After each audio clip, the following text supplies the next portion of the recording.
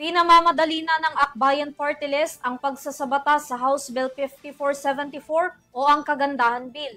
Layo nito na palitan ng pangalan at gender ng mga intersex person sa government documents nang hindi na kinakailangan pang dumaan sa korte. May balita si Ella Crozon.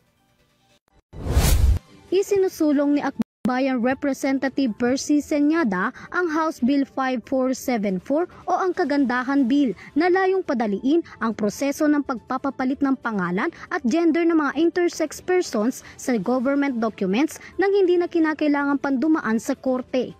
Ang panukalang batas ay inihain upang bigyang pahintulot ang isang individual na baguhin ang kasarian nito upang tumugma sa kanyang pagkakakilanlan. Ayon kay Akbayan Representative Percy Senyada, bakit kailangan pa na dumaan sa korte ang proseso ng pagpapapalit ng kasarian kung pwede naman daw ito iproseso sa munisipyo?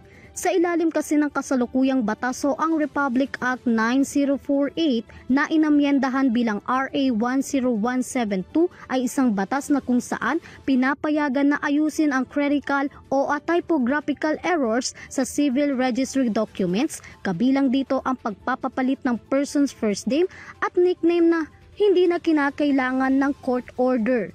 Ang administrative process na ito ay pinangangasiwaan ng City, Municipal Civil Registrar o Consul General na kinakailangan ng judicial order para sa mga pagbabago at limitado lamang ang mga dahilan para payagan na mabago ang pangalan at kasarian ng isang tao. Dagdag pa ni Senyada, deserve ng mga intersex Filipinos na kilalanin sa mata ng batas. Kabilang din sa mga co-authors ng panukala, sina Dinagat Island Representative Kakabagaw, Akbayan Representative Chel Jokno, Akbayan Representative Dada Kiram Ismula. Umaasa ang Akbayan Party List na maisa sa batas ito upang mabigyan ng dignidad, pagkilala at proteksyon sa batas sa mga intersex Filipino kasabay ng pagsusulong ng inclusive systems sa bansa. Para sa EuroTV News, Graciela Corazon sumasaludo sa bawat Pilipino.